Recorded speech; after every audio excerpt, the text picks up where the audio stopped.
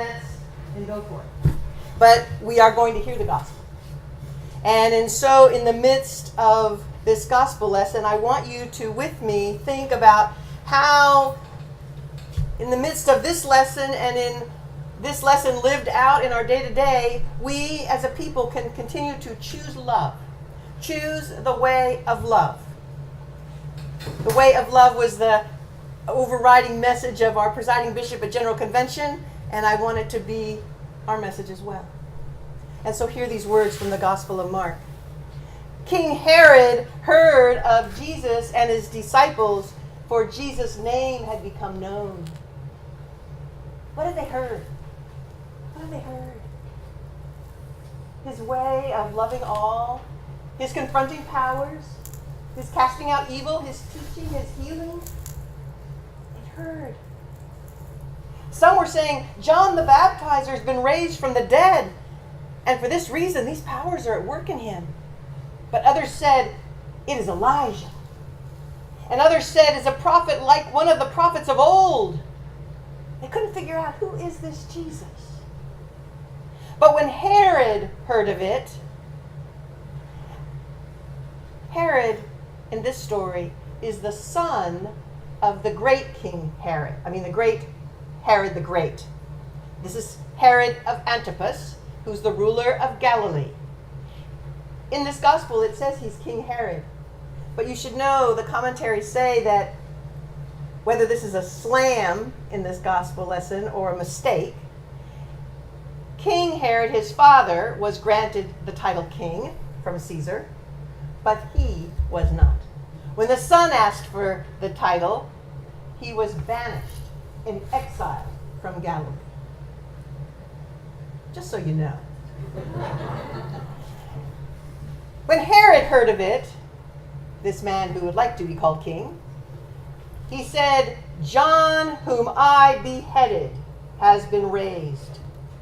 For Herod himself had sent men who arrested John, bound him, and put him in prison. The way of love. You wonder in this story, and you will know, you already know this story, the main actors are Herod and John the Baptist. But there are a lot of small actors, aren't there, that are happening, that make this story unfold. I wonder what would happen if those men who had been sent to arrest and bind him had said no, or had gone but not done it.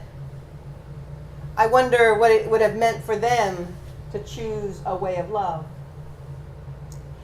They had done that on account of Herodias, his brother Philip's wife, because Herod had married her. Now, I don't know if you followed all that. Herodias now takes on the name of the husband, but she was previously married to his brother. Now, we know in the Bible that a man is supposed to marry his brother's wife if he's dead. But this wasn't a dead man. Philip was very much alive, and Herod had taken his wife. Or his wife had left him and gone to Herod. For John had been telling Herod, it is not lawful for you to have your brother's wife.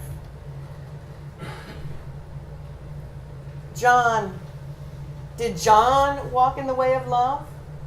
Was it loving to say it's not lawful to have your brother's wife? I read this morning, there's a line in the New York Times. It says, truth challenges unchecked power. Truth exposes a crisis of ethics. Truth examines due process. I wonder if John the Baptist had read the New York Times. He spoke truth. Now, maybe he could have said it more lovingly. I know I've spoken truth to some situations recently, and I've had to backtrack and realize my truth-telling wasn't done in the most loving way. And when it's not done in a loving way, people get hurt. Things get twisted. You don't get heard. But I have a suspicion here that John was loving, and he spoke truth to power. It says, and Herodias, the wife, had a grudge against him and wanted to kill him. Do you want to silence this John? He's an irritant. We can just get rid of him. He's disposable.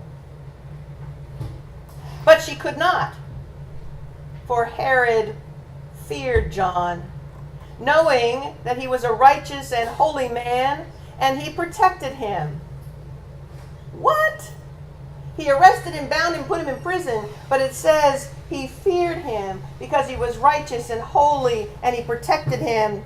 And when he heard him, he was greatly perplexed, and yet he liked to listen to him. You ever been in that situation? Where people who speak truth to you, you don't like it, but you like it because you know it's the truth. And even though it's hard to hear, you're drawn to it. You're drawn to what is good. You're drawn to what is true. You're drawn to what is loving. But the sad thing in this story is that Herod was drawn to those things, but he couldn't act on it. He could know it was true. He left it. He left the man in prison. But an opportunity came when Herod, on his birthday, gave a banquet for his courtiers and officers and for the leaders of Galilee. That's a big party.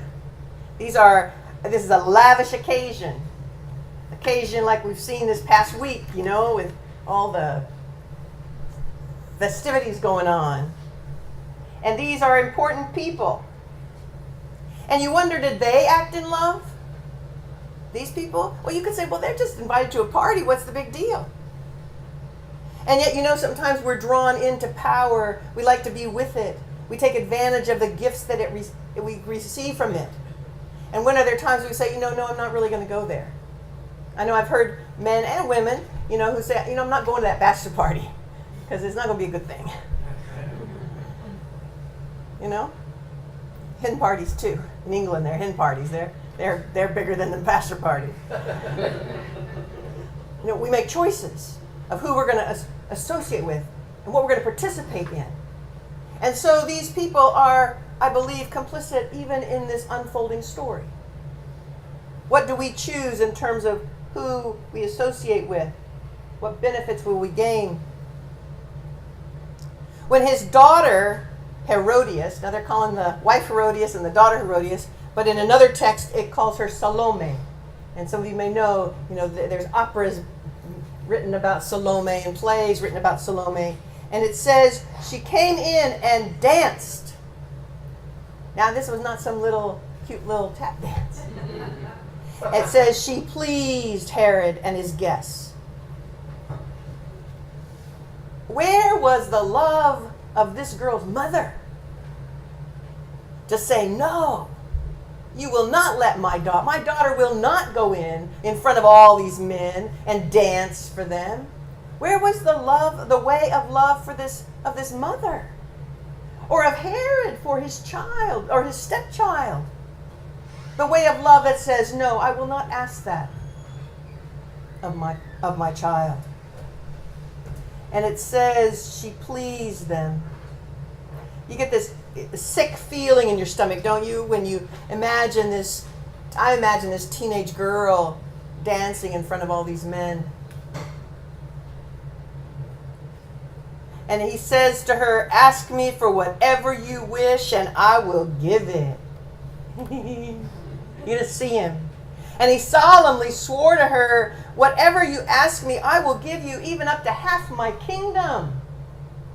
That's he was pretty pleased with this young girl. And it's very sad because it says that this girl doesn't have the strength in her own character to say what she wants in that moment.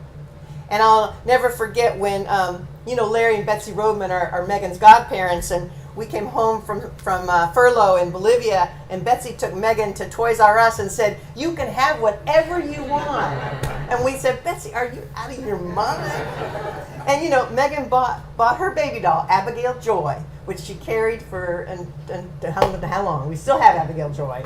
But I thought that is very dangerous, what you're asking. But it says she wasn't able to make a decision for herself, and she went out and said to her mother, what should I ask for? And I always think in that moment, what if she knew what she should ask for? What if she'd been like Emma Gonzalez? What if she'd said, instead of dancing, she'd gone up, taken the microphone, and said, Herod, and you guys, I want to tell you something. And what if she said to Herod, you know what I want? I want you to release John, because he is a good and honest and true man. He speaks the truth to us. Let him go. What if it happened if there had been people like that? What if she'd been raised enough to have her own voice? Isn't that what we want for our children? I'm grateful that you guys are here today, because you are strong young men. And you will grow that because you know who you are and your parents love you and give you voice. And it's important that we teach our children that. And she went out and said to her mother, what should I ask for? And her mother replied, the head of John the Baptizer. What spite. What evil. Does that stuff really happen? Do people really ask for that and do that? They do. They do. I was thinking that just this morning, I was trying to think, have I ever even personally experienced such evil? And I remember in Liberia, David and I in Liberia, and there were young soldiers, young soldiers who tortured and murdered people in their community because Charles Taylor had told them what to do.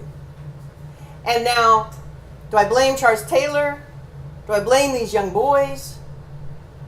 I always blame Charles Taylor. And I know even to the day now, those boys are probably 40 years old, and they carry that guilt, that pain, that brokenness. They're part of a whole evil that happens. I think of the evil that's happening right now on the border, where we have continued to separate 2,500 children. And if you saw the front page of the New York Times this morning, it made me cry. There is evil happening right now.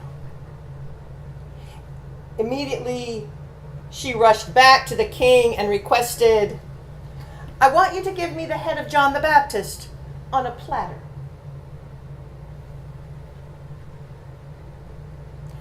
The king was deeply grieved.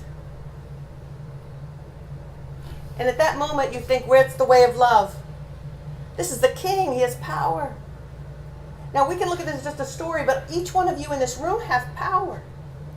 And whether that's in your job, in your relationships, in your work, in your school, you have power. What do we do with it? And he was grieved. He was touched in his heart about what was right and wrong. And yet, out of regard for his oaths and for his guests, what mattered more to him? Not the life of this man.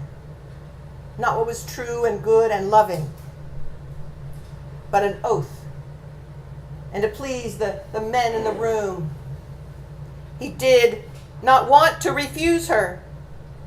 And immediately the king sent a soldier of the guard with orders to bring John's head.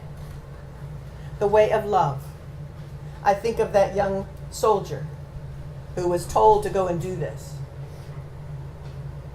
When do we say no? Now, it might have cost him his life. It says he went and beheaded him in prison and brought his head on a platter and gave it to the girl. And then the girl gave it to her mother.